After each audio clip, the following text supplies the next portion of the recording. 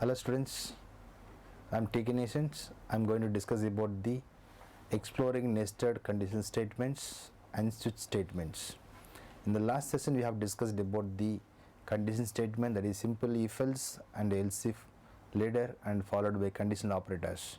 And the same session we continue by the nested condition statement and as switch case statements.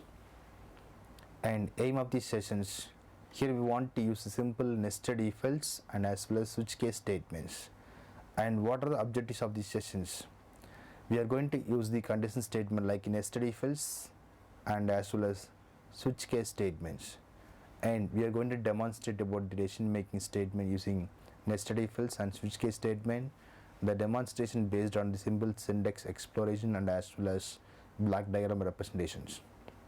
And after that followed by, we are going to implement the simple program by using nested if else as well as switch case statements.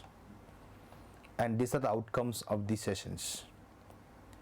Based on these objectives, we are going to execute the simple nested if else program as well as switch case programs. And by applying this nested if else and switch case, we can solve different scenario programs. And the logic must be very clear how to apply nested if else and as well as switch case statements. By the introductions, we see about the nested if else and switch case statements and different programs to get clear idea about the nested if else and switch case statements. And followed by, we are going for different implementations based on nested if else and switch case statements. Here already we have discussed about that is else if later.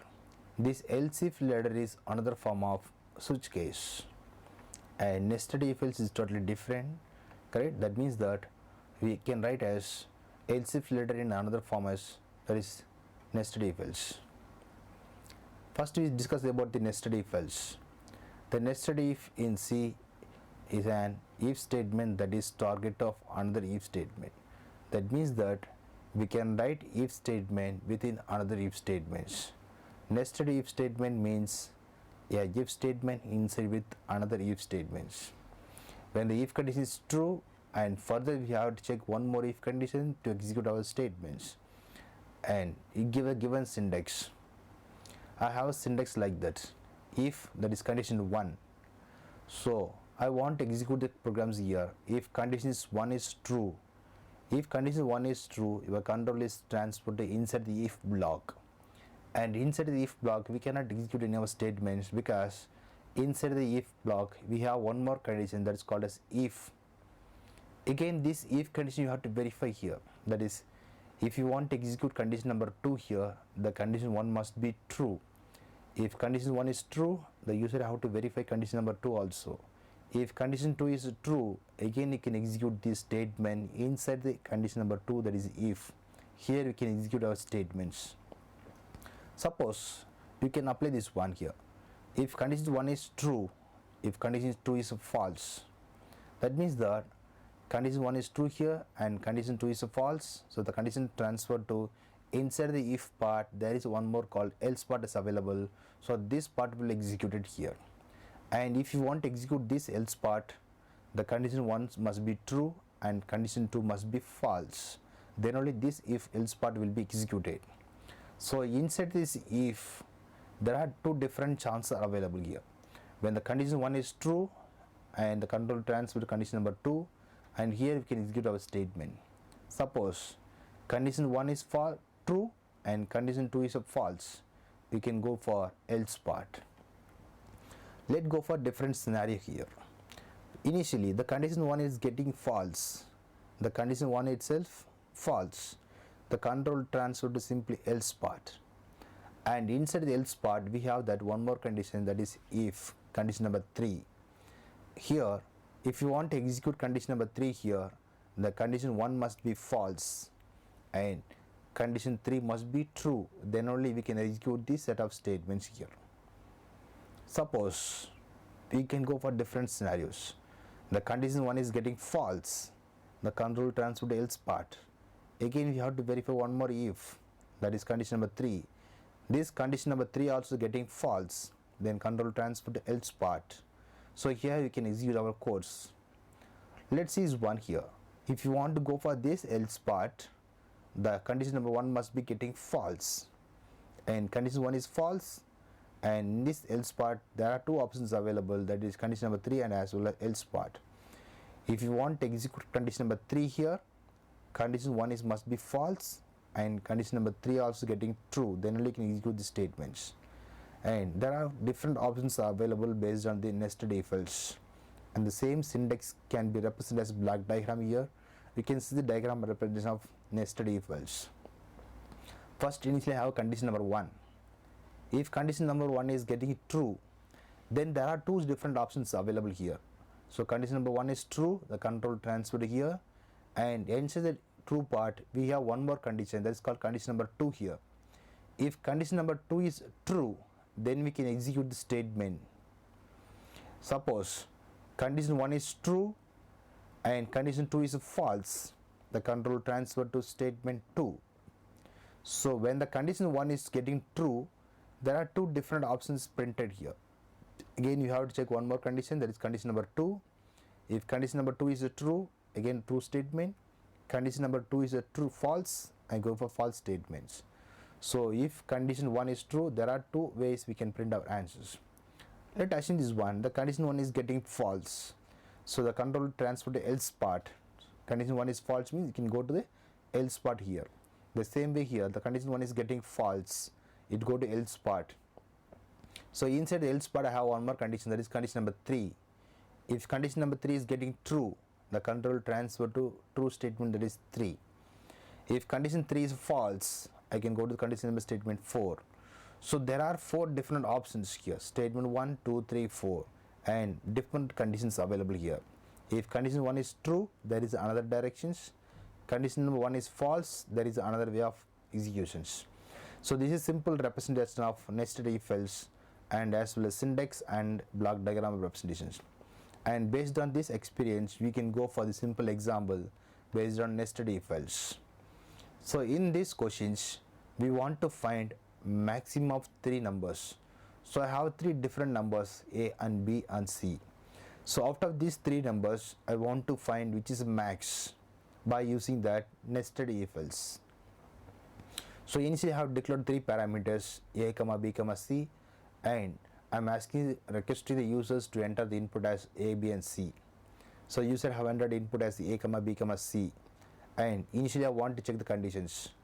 So first of all I want to prove that the A is a max or largest one. I want to prove that A is a max value, and so I want to check conditions. If A is a max, I want to check condition A must be greater than B and as well as A must be greater than C. Then only I can prove that A is a max value. Correct? Then I can check conditions here. If A greater than C, then I can print as A is the largest value. Suppose A greater than C condition is false, so I can go to else part. Here I can print as C is the largest number. Suppose the first if condition getting false, the control transfer to else part. Here I can check conditions. If B greater than C, so either B is the biggest number, or if not, it go to C, that is else part, C is the biggest number. So here there is small corrections in that one. Here this condition is not required actually, so we can check as only as A greater than B, that's enough. Now we can see the programs here. If A greater than B, so I want to prove that A is biggest number, so I am checking conditions A greater than B. If A is greater than B, I cannot say this A is the biggest number, because there is one more variable is available, that's called C.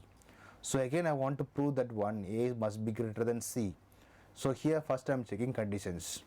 If A is greater than B, correct, then there is a chance for A, and there is one more variable also getting chance, that is called C. So I want to prove this again A is greater than C or not. If A is greater than C, then only I can say this confidently here, the A is the largest one. Suppose this condition is getting false, so directly can control transfer to C is the largest one, because already B is smaller than A, so B never get any chance for max. So only chance available for A and C. If A is greater than C means A is a bigger one or the C is bigger one.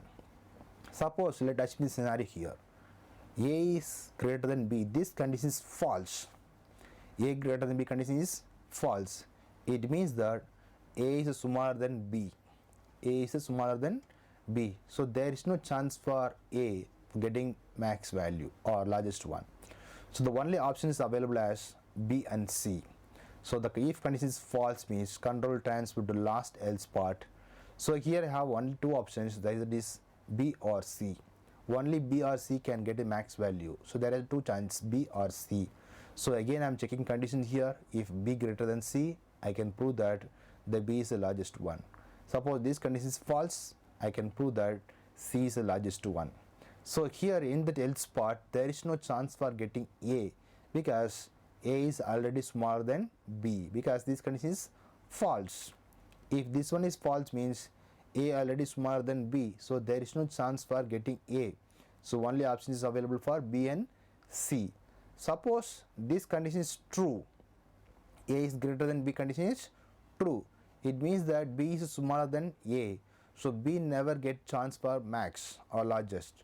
So only option is A and C. So again we can write nested one, that is A greater than C. I can prove that A is a max or C is a max. So this is a very fantastic example to apply nested if else. You can see the codes, we can understand. Yes, we can go to next one, that is switch statements. Switch case statement is an alternative way to apply the if else later. Already we discussed about the else if later, correct? So this switch case is another form of to use the else if later in condition statements. And based on the given values, the cases will be executed in the switch. And switch block consists of case to be executed based on the values. And if you want to use a switch case, we have to follow some rules. That means that switch case statements mostly works for menu driven codes, because if you have multiple options, we want to select based on the menus. The menu can be selected based on the given values. And switch case is another form of else if later. And inside the switch case, that means that inside the switch block we have to pass only as integer value or we can pass as character values. Only these two data types allowed in C program in switch case, either integer or we can pass as character types only. And here we can write as n number of cases. There is no limit for the writing number of cases. We can write n number of cases, case 1, cases for 2, like that. We can write n number of cases, and all the cases must be unique number, because we cannot write any duplicate cases. If we are writing duplicate cases, it will be getting error. We can write only as unique cases in the switch case. And each and every case statement must be ended with break statements, because this break is optional one. If not using break statement for switch cases, the control further will execute next case also. If case is getting break, the control transfer to out of the that is exit from switch case. If not given break, after executing the particular cases, the control again execute remaining case also. So these are some key points you must remember before applying switch case statements. One is that first one, the switch case mostly used for menu driven code, and it is another form of else if later. And inside the switch case functions we have to pass only as integer and as well as characters only. And there is no limitation for number of cases. We can write as many cases, and each case numbers must be unique. And every cases must end with the break statement, that is optional. If not use break, and further cases will be also executed. We'll go to some simple syntax representation of switch case and as well as block diagram representations. You can see here there is simple syntax, switch of expressions. Expression nothing but conditions. We can write conditions, or we can write simple variables, or any constant also we can write. And inside this switch functions we can write pass only as integer variable or character variables, and only these two values we can pass here, only for integer as well as characters. And here each and every case must be written as case numbers, that is case 1, case 2, case 3, like that. We can write as many cases, or else we can write cases with the character also, case single quotes A, case single quotes B, like that we can write as many cases, and each and every case must be unique. There is no any duplicate in the cases, and every case, if it's true, and it's going to execute the statement of the cases, and after executing statement we can use as break statement, because if you don't want to continue further cases we can apply break. If you want to continue further cases we can avoid the break statement inside here. Suppose all the cases are getting false, none of the cases are matched, so we have to give some default option to the users getting executed. It's called as a default. So we can use the keyword as a default, we can execute the last option. That means that if none of the cases are matched, so we can use the default options. So in switch case we are going to use 3 different keywords, that's called a switch. Another keyword called as case, another one is called as default, and one more keyword is available that is called break if it is needed. So 4 different keywords we have applied for switch cases, and you can see this one, that is block diagram representations. There is switch condition statements, we have to give the case value, that is switch values, and if you given as case 1, that is if you given value as case 1 is getting true and going to execute the statement, after that break, because break is given means it never continue for further cases, and after executing statement it directly go for exit of the switch. Suppose case 1 is getting false, I can go to the case 2. So in that case 2 if it's true, I can execute the true statement for case 2, and again I have a break, so control transfer to exit of switch, and for like that case 3, case 4 up to case n, we can write as many cases. Let us assume this one, all the cases are false, case 1 up to case n, all the cases getting false. So we given as some default option to the users, that's called default option, that is default keyword you can use. This is default getting true, now it's going to execute the default statement and exit from the switch. So this block diagram is giving us complete picture of the switch case operations. So inside the switch we have to pass only as integer or character constants or character variables, and cases must be unique, we cannot write any duplicate cases. If any case is getting executed, remaining case not will be executed by using break statements, and none of the cases true, it going to execute the default options and it going to execute the switch case, that is exit from switch. And based on this experience, that is syntax and block diagram, we will go to some simple example about switch case operations. You see here, this is basic simple example about switch case. I want to print the day of the values, so I given a simple day, I want to print the days, so I given as a day number, that is 4, so this is integer value. So this integer value I am going to pass in the switch case functions, switch of day. So here I can pass either integer or characters. So a day is an integer, so it's acceptable. So day value is given 4. So if you give a number, the control immediately transfer to the further cases. So control will verify whether this given case value is matched or not. So day value is given 4, here also I have case number 4, both will be matched. So directly control will print the it is Thursday, and as well as go to break. Suppose if you not given as break here, let us assume is 1. In case number 4 I am not given as break. After printing Thursday, the control transfer to case 5 until getting break. If any one case is getting break, the control exit from the switch. Suppose if none of the cases are break available, it is going to execute when the cases are matched, it is going to execute the statement and it will continue the further cases and going to execute the exit from the switch options. Here I don't want to execute all the cases, I want to execute only the given particular case only. So I have to use the break statement, I can stop the particular case only, then I can go for exit options. Suppose if a given case value is 11, suppose case value 11 is given, so here switch off 11, so 11th case is not available because I have case 1, 2, 3, 4 up to 7 only. So the control is going to verify this all the cases, none of the cases getting valid or true, so all the cases are getting false. So we have some default option by using default keyword. We given us some default keyword, we can execute some default options here. I can print as invalid number. After default options there is no any cases, so we no need to write as break here. If you written break also there is no problem here because after default there is no any further cases, so the control exit from the switch case. So this is a very simple basic example of switch case, and based on this experience further we can write any kind of example based on the switch case. And remember that one, this switch case is another form of else if ladder. So this is the same problem we can able to solve in else if ladder form also. And these are the textbooks we can verify, and you can go through all the concepts what we have discussed in these sessions. And these are some sites and websites, that is CodeChef and SPOJ. So we can practice the problem based on these coding platforms. Thank you.